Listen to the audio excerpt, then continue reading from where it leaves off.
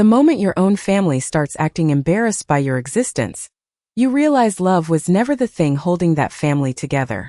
I should have understood what kind of night it was the moment I saw my seat. I remember standing there in the crowded elementary school auditorium, holding a small bouquet of white carnations wrapped in pale blue paper, staring at the tiny printed label taped to the folding chair in the very last row. Every seat near the stage had little signs with family names written in neat black marker. Whitmore family. Whitmore family. Whitmore family. But mine sat alone near the back exit beside the vending machines, humming against the wall. I told myself it was probably a mistake. At 68 years old, you learn how to explain away disappointment before it has the chance to fully break your heart. I adjusted the sleeve of my blue dress and tried to smile anyway. Sophie loved this dress. 2 years ago, she called it my lucky grandma dress because I wore it to her second grade spelling bee when she won first place. I still remembered the way she threw her arms around my waist afterward and shouted, "Grandma brings me luck." So when I heard about the spring concert, I spent nearly 3 weeks preparing for it like it was Christmas morning. I had my hair done at the little salon near my neighborhood. I even bought new low heels even though my knees started protesting after more than 20 minutes of standing. None of that mattered to me. All I cared about was seeing Sophie sing. The auditorium buzzed with happy noise.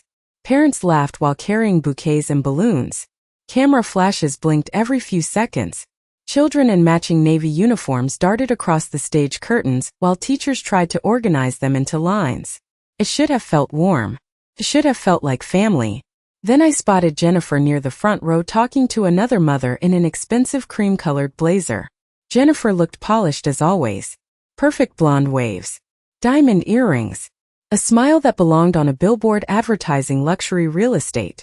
I lifted my hand to wave at her, but the second her eyes landed on me, something strange crossed her face. Not surprise. Not happiness. Something tighter. Like panic mixed with annoyance. And before I could even walk toward her, she glanced quickly around the room first, as if checking who might notice me standing there.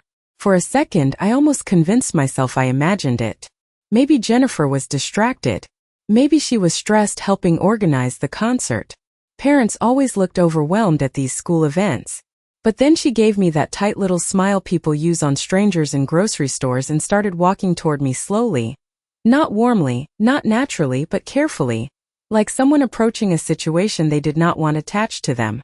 "Margaret," she said quietly once she reached me, her voice polished and low. "You came early." I laughed softly to cover the strange ache growing in my chest. Of course I did. I did not want to miss Sophie's solo. I lifted the flowers slightly, hoping maybe that would soften whatever tension I was feeling. "I brought these for her." Jennifer glanced quickly at the bouquet but did not reach for it.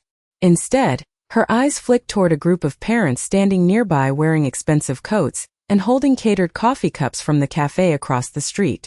I recognized a few of them from photographs Daniel had posted online after company charity events and school fundraisers. Jennifer lowered her voice even more. "Listen, tonight is kind of important." I blinked. Important? Some people from Daniel's firm are here. Their children attend the school now. She gave a nervous little laugh that sounded completely empty. So everything is just a little hectic. I stood there trying to understand why she suddenly sounded like a customer service representative instead of family. "I am not sure what that has to do with me," I said gently. Her smile tightened again. "Please do not make things awkward tonight." The words hit me so quietly I almost missed how cruel they actually were. I stared at her face searching for some sign that she realized how insulting that sounded, but Jennifer only smoothed imaginary wrinkles from the sleeve of her cream-colored blazer while avoiding my eyes. Behind her, parents were taking photos. Together beside a display of children's artwork taped along the hallway walls. Entire families stood shoulder to shoulder smiling proudly. Grandparents included. I swallowed carefully. "Awkward," I repeated. Jennifer finally looked directly at me then, and for just a second I saw it. Embarrassment. Not embarrassment for herself. Embarrassment for me. Or maybe embarrassment of me. "I just mean," she said quickly, "sometimes Sophie gets distracted before performances, and we want tonight to go smoothly." Before I could answer, another mother approached us carrying a gift bag with silver tissue paper sticking out of the top. Jennifer, the woman said cheerfully. The Johnsons save seats for your family up front. Jennifer immediately brightened with the kind of smile I had not seen directed at me in months. Then the woman glanced toward me politely. Oh, hello there. Jennifer hesitated. Only for a second, but long enough for me to feel my stomach drop. Jennifer's hesitation lasted maybe 2 seconds, but humiliation has a strange way of stretching time until every second feels unbearable. The other woman smiled politely at me, waiting. Jennifer finally cleared her throat. Oh, this is Margaret, she said lightly. Just Margaret. No explanation. No connection. No family title. The woman nodded kindly. Nice to meet you, Margaret.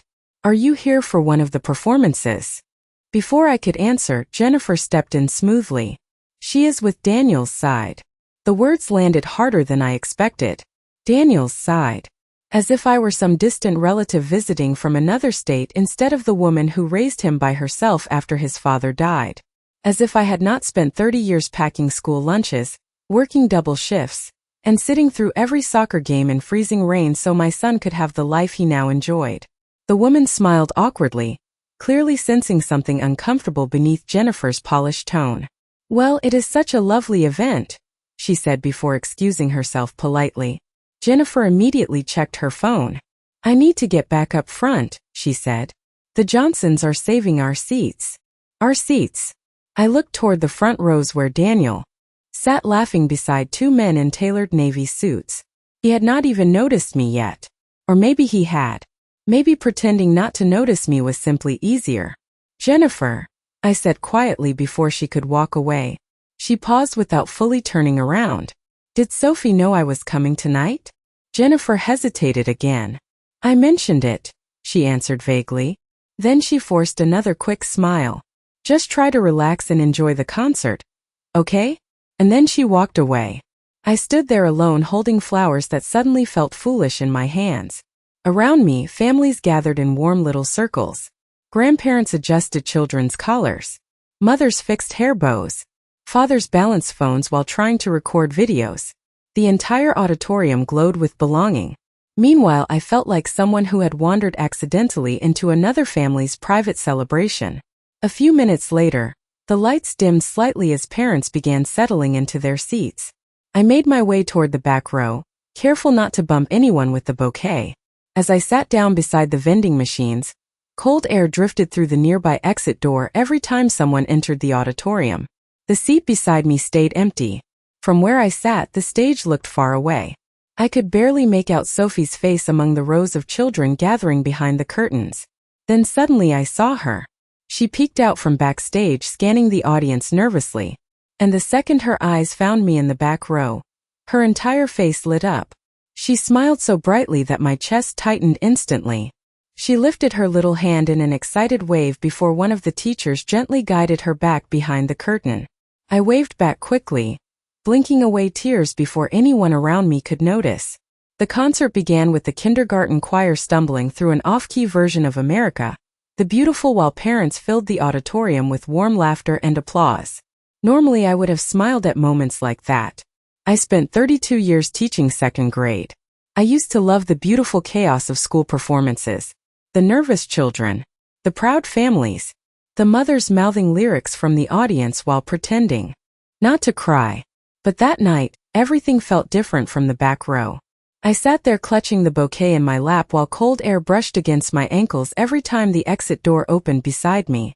From where I sat, I could barely hear conversations clearly, but every now and then Jennifer's laugh drifted across the auditorium from the front rows. Bright, effortless, social. Like none of what happened earlier had mattered at all. I spotted Daniel leaning toward one of the men beside him, smiling in that polished corporate way he had developed over the years. He looked successful, confident, comfortable in a world that no longer seemed to include me. I tried not to think about the tiny apartment I moved into after selling my family home 3 years earlier. Daniel said downsizing would make life easier for me. Jennifer called it practical. But standing there alone in the back row while my own family sat near the stage felt less like practicality and more like removal. The lights dimmed again as the fourth grade performers prepared backstage. Parents around me lifted phones into the air immediately. A woman beside me whispered excitedly to her husband about their daughter's solo. Someone else passed around little bags of candy for younger siblings. Family everywhere. Warmth everywhere. Except around me. Then I noticed a volunteer parent walking down the aisle handing out printed programs to the front rows. When she reached the middle section, she turned around and headed back toward the stage without ever reaching me. It was such a small thing. Probably accidental. But humiliation is rarely made of giant moments. Usually it is tiny exclusions stacked quietly on top of each other until breathing starts to hurt. I stared down at my empty hands for a moment before realizing how tightly I was gripping the flowers. One of the carnations had bent sideways beneath my fingers. I carefully fixed the stem and swallowed the lump growing in my throat. Then suddenly I heard Sophie's voice somewhere behind the curtain laughing softly with another little girl. Instantly my entire body softened. No matter what tension existed between adults, Sophie still loved me. I held on to that thought like a life raft. But a few minutes later, just before the curtain opened for the 4th grade performance, I saw Jennifer stand and walk quickly toward the side stage entrance. She crouched down beside Sophie for a moment, adjusting something near her collar. Sophie looked toward the audience again immediately afterward. This time when her eyes found me in the back row, her smile faded slightly. Then she looked toward her mother with visible confusion. The curtains finally opened, and the 4th graders walked onto the stage in neat rows under warm yellow lights. Instantly the entire auditorium filled with applause and camera flashes. Parents leaned into the aisles trying to capture photos while teachers motioned for everyone to stay seated. I searched for Sophie immediately and found her standing near the center in her navy blue dress with a silver ribbon tied around her waist. She looked beautiful. Older somehow. Not like the little girl who used to spend Saturday afternoons baking sugar cookies in my kitchen, while humming songs from cartoons. For a moment, all the uncomfortable feelings from earlier disappeared. I smiled proudly and lifted my hand in another small wave even though she probably could not see me clearly from the stage lights.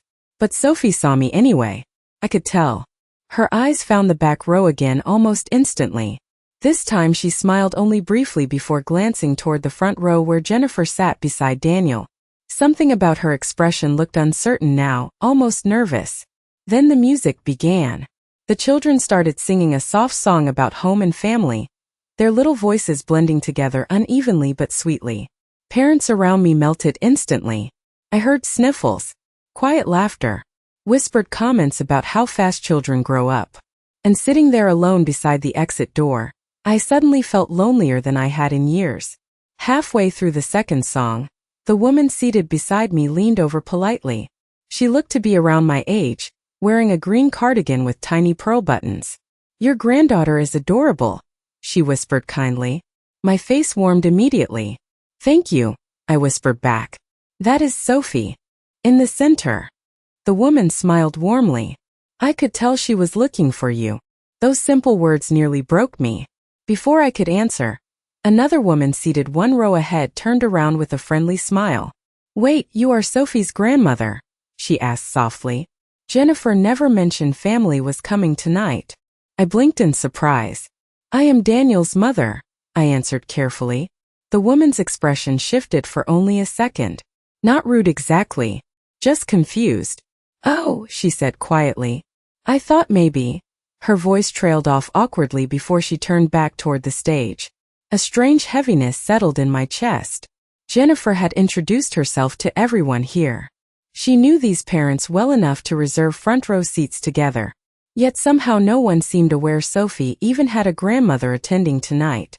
Then during applause between songs, I noticed Jennifer glance backward toward me. The moment she saw the women speaking with me, her entire body stiffened. She leaned toward Daniel immediately and whispered something sharply into his ear. Daniel turned halfway around in his seat toward the back rows. Our eyes met for less than 2 seconds before he looked away again just as quickly. Like looking at me for too long might create a problem he did not want to deal with. The children finished their final song to thunderous applause. Parents stood immediately, cheering and waving flowers while phones recorded every second. I clapped too, smiling through the ache in my chest as Sophie searched the audience again. The moment she spotted me standing in the back row, she smiled with visible relief. Then Jennifer quickly stepped closer to the stage stairs, waving both hands to pull Sophie's attention forward again. Families began crowding the aisles almost instantly after the curtain closed. Everywhere I looked, children were running into waiting arms while parents snapped photos beside handmade decorations and poster boards. I stayed where I was for a moment, letting the crowd thin out before moving closer. I did not want to create tension. That thought alone should have broken my heart more than it did. No grandmother should feel afraid of inconveniencing her own family. I carefully carried the bouquet toward the stage area, moving slowly through clusters of laughing parents. When I finally reached the hallway outside the backstage doors, I saw Jennifer already organizing photos with Daniel and several other families near a display of paper stars hanging from the ceiling. Sophie stood between them smiling brightly while parents adjusted children into neat positions for pictures. I waited quietly a few feet away, expecting Jennifer to wave me over eventually. She never did. Instead, she kept repositioning people while pretending not to notice me standing there holding flowers. A few minutes passed. Then another mother smiled politely at me. "Would you like me to take a picture of your family together?" she asked kindly. Before I could answer, Jennifer spoke quickly without looking directly at me. "Oh, we are doing a quick parents-only set first." "Parents only." I nodded slowly even though my face suddenly felt hot with embarrassment. The woman looked uncomfortable immediately. "Of course," she said softly before stepping away. Daniel finally glanced toward me then. But instead of inviting me over, he simply gave me an awkward half-smile like someone apologizing silently for a delayed flight. Nothing more. Sophie noticed me standing there at almost the exact same moment. Her eyes lit up instantly. "Grandma!" she shouted happily before starting toward me. Jennifer reacted so fast it startled me. She reached down and smoothed Sophie's hair while speaking quietly into her ear. I could not hear the words clearly, but Sophie stopped walking. Her little smile faded in confusion again. Then Jennifer turned toward me with that same polished social smile from earlier. "Margaret, we are trying to move quickly because people are waiting for pictures," she said lightly. "Maybe we can do individual photos afterward." Individual photos. Not family photos. Not together. Separate. Like I was a guest who needed special scheduling. For the first time all night, I felt something inside me begin to crack. Not anger exactly. Something sadder than anger. The realization that Jennifer was not accidentally excluding me. She was carefully managing my visibility. I stood there for another minute pretending to admire the decorations hanging from the hallway ceiling, while families rotated through photographs around me. Every few seconds another camera flash burst across smiling faces. Children hugged grandparents. Parents wrapped arms around each other proudly. And somehow I felt more invisible with every passing moment. Sophie kept glancing toward me between photos, clearly confused about why I was standing so far away. Twice she tried stepping toward me again. And twice Jennifer gently redirected her back into position beside Daniel. Nobody raised their voice. Nobody caused a scene. That almost made it worse. Humiliation delivered politely leaves no obvious bruise for anyone else to notice. Finally, I lowered my eyes toward the flowers in my hands and quietly stepped away from the crowd. Nobody stopped me. Not Jennifer. Not Daniel. Not even myself. I walked slowly down the empty hallway toward the restroom near the music wing. The cheerful sounds from the auditorium faded behind me with every step until all I could hear was the soft hum of fluorescent lights overhead and the distant squeak of children's shoes against polished floors. The women's restroom was empty when I entered. I locked myself inside the largest stall and sat down carefully on the closed toilet lid, still holding the bouquet in my lap. For a long moment I simply stared at the carnations without moving. Then suddenly my eyes filled before I could stop them. I pressed my fingers against my mouth, trying not to make a sound. At 68 years old, you would think crying would become easier somehow. More controlled. But pain does not age gracefully. It simply learns how to stay quieter. I kept replaying the night in my head, searching for excuses. Maybe Jennifer was stressed. Maybe I was too sensitive. Maybe Daniel simply did not notice what was happening. But deep down I knew the truth already. None of this was accidental. Jennifer had spent the entire evening carefully placing distance between me and the rest of the family. Separate seat. Separate introductions. Separate photos. Separate existence. I wiped my eyes. quickly when I heard the restroom door open outside the stall. Two women entered chatting softly while fixing their hair near the mirrors. The concert was adorable, one of them said warmly. Jennifer Whitmore's daughter is precious. The other woman laughed lightly. Jennifer always looks so put together. I swear that woman belongs in a magazine. Then came the sentence that hollowed something inside me completely. I heard her mother-in-law showed up unexpectedly tonight. Apparently things are complicated there.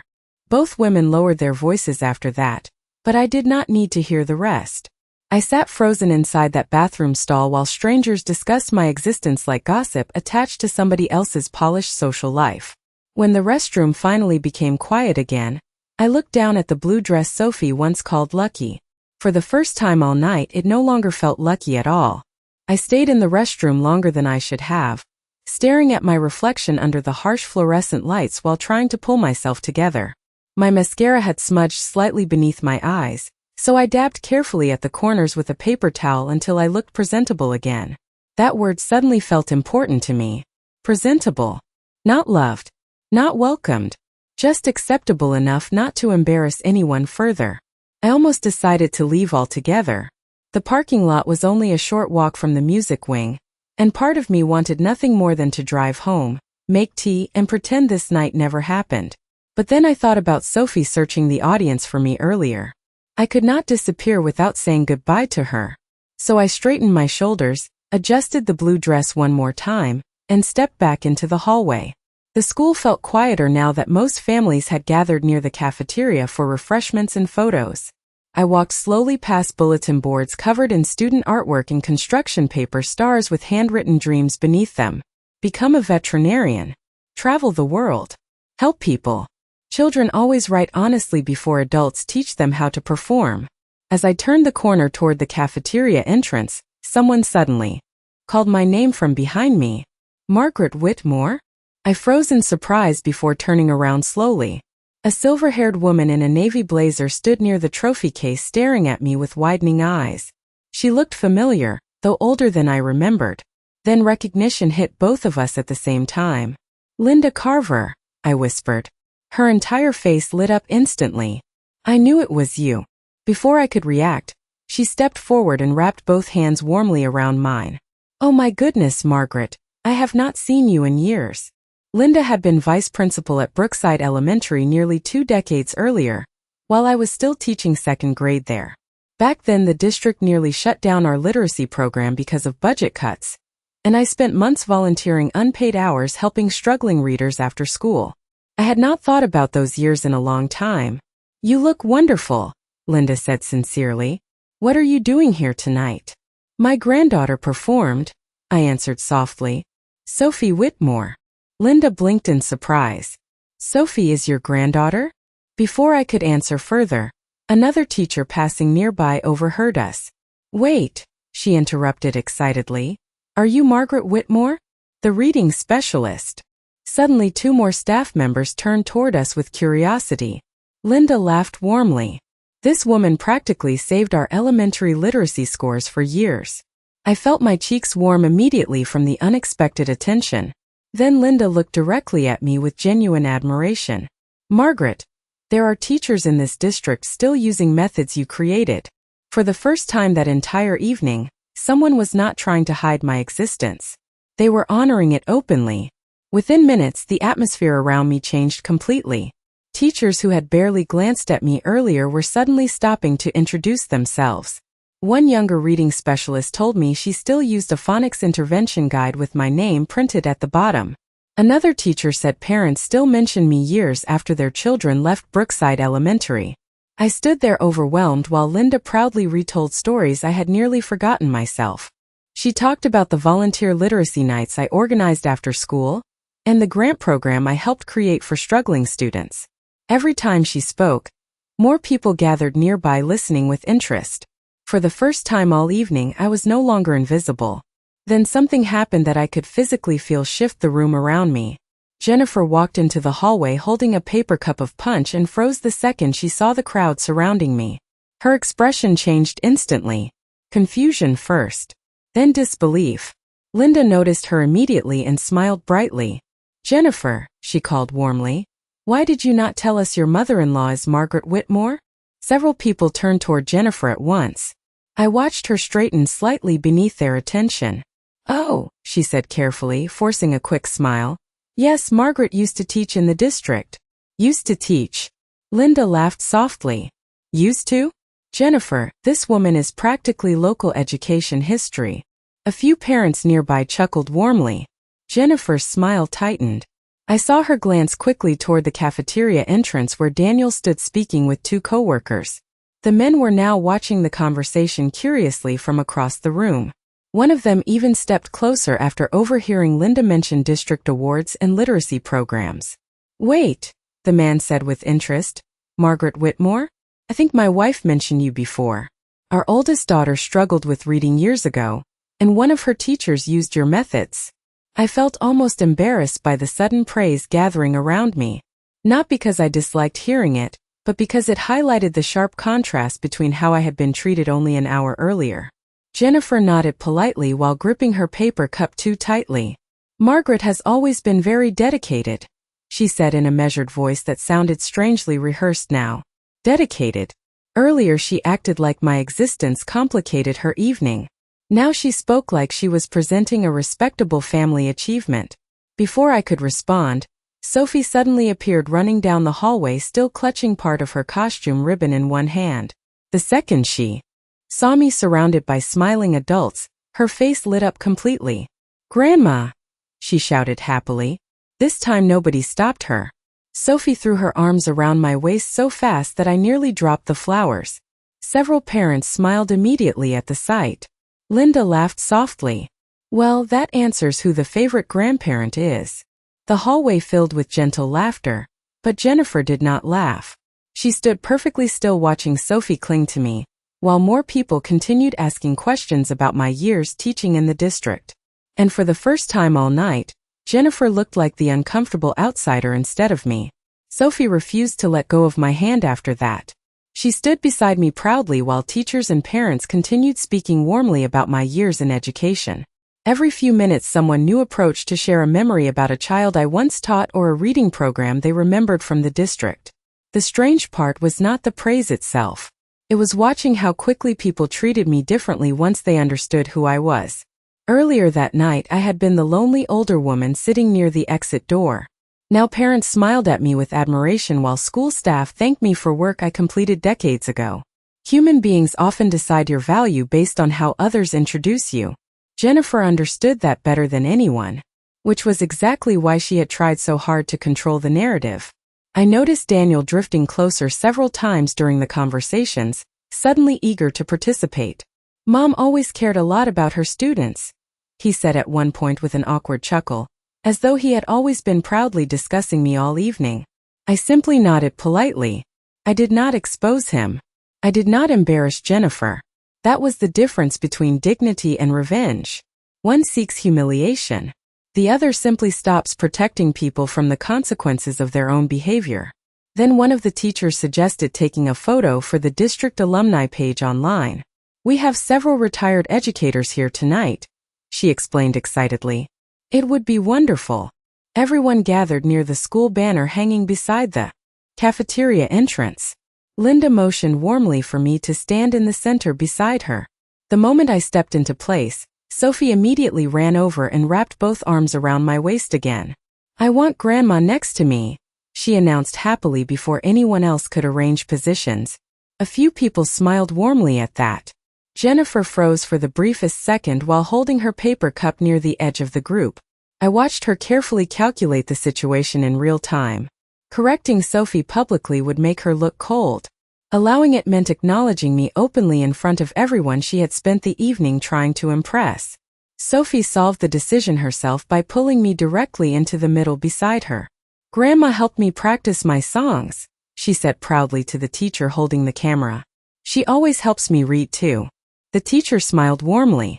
Well, reading clearly runs in the family. I heard several soft laughs around us. Daniel smiled tightly while Jennifer's expression barely moved at all. Then right before the picture was taken, Sophie looked innocently toward her mother and asked the question that changed the entire atmosphere around us. Mom, why were you acting weird about Grandma tonight? Silence spread instantly through the hallway. Not dramatic silence. Worse. The quiet kind where adults suddenly avoid eye contact because a child accidentally exposed something true. Jennifer's face drained of color for half a second before she forced a laugh that sounded painfully unnatural. Sweetheart, I was not acting weird. But Sophie frowned slightly in confusion. You kept making Grandma stay far away. Nobody around us said a single word after that. Jennifer recovered first. People like her always do. She laughed softly and brushed a strand of blonde hair behind her ear while keeping her smile perfectly arranged. Oh, sweetheart, she said lightly to Sophie. Grandma was sitting farther back because everything was crowded tonight. Sophie looked unconvinced immediately. Children notice inconsistency faster than adults because they still expect honesty from people they love. But you told me not to bother Grandma because she was busy. Sophie replied innocently. Another wave of uncomfortable silence moved through the hallway. I noticed Daniel's shoulders tense beside Jennifer. Several parents suddenly became very interested in their phones or punch cups. Nobody wanted to witness a family crack open in public, even quietly. Jennifer's smile flickered for half a second before returning again. Sweetie, I think maybe you misunderstood. But Sophie shook her head gently. You said not to make things awkward. The exact word Jennifer used on me earlier. Hearing it repeated in Sophie's small voice felt strangely surreal, like watching a private wound suddenly appear under bright lights for everyone else to see. Jennifer's face lost color again. Daniel finally stepped forward then, clearing his throat awkwardly. Okay. Maybe everybody is tired, he said quickly, trying to smooth over the moment. It has been a long night. But nobody moved. Linda looked quietly stunned. One of the teachers beside her lowered her eyes with visible discomfort. For the first time that evening, Jennifer could no longer control how the room viewed me because Sophie had already told the truth without understanding she was exposing anything at all. I should have felt triumphant. Instead, I mostly felt tired. Deeply tired. Because standing there watching my son avoid eye contact while my granddaughter accidentally defended my dignity was not victory. It was grief wearing the shape of justice. Sophie tightened her arms around my hand again and looked up at me innocently.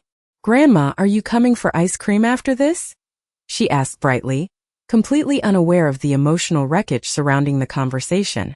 Before I could answer, Jennifer spoke too quickly. Sophie, Grandma probably has plans tonight. Plans. Another gentle dismissal disguised as politeness. But this time Daniel looked directly at Jennifer after she spoke. Really looked at her. I saw something shift in his expression then. Not anger exactly. Recognition. Like he was finally hearing the tone she had used with me all evening because now other people heard it too. Mom can come if she wants, he said quietly. Jennifer turned toward him invisible. Surprise. I could almost feel the tension tightening between them beneath their controlled expressions. Then Sophie smiled so brightly that her missing front tooth showed completely. Yes, she said excitedly. Grandma always comes. Always comes. The words settled heavily inside my chest because they were true. No matter how unwanted I had been made to feel, I still showed up every single time Sophie needed me. And suddenly I realized something painful but freeing at the same time.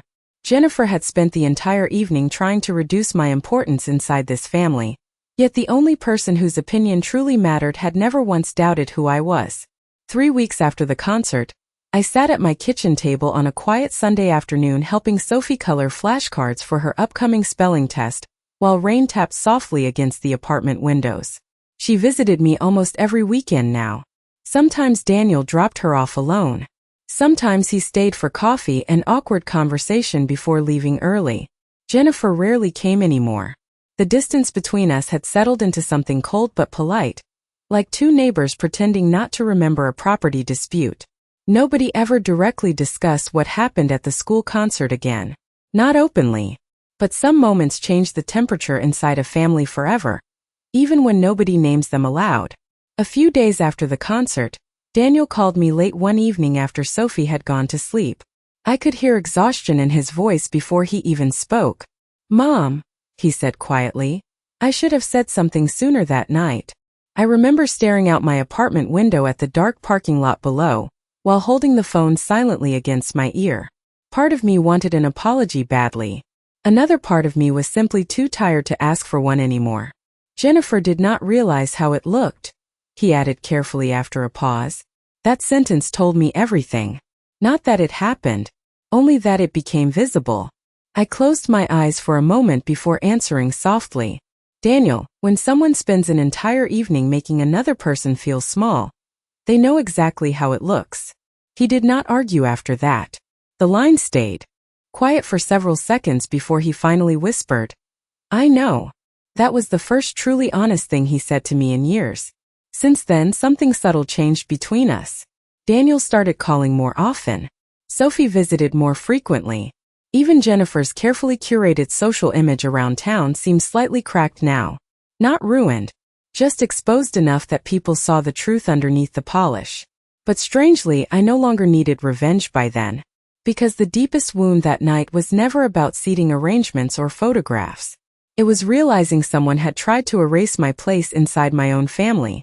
And the healing began the moment I stopped needing their permission to know my worth.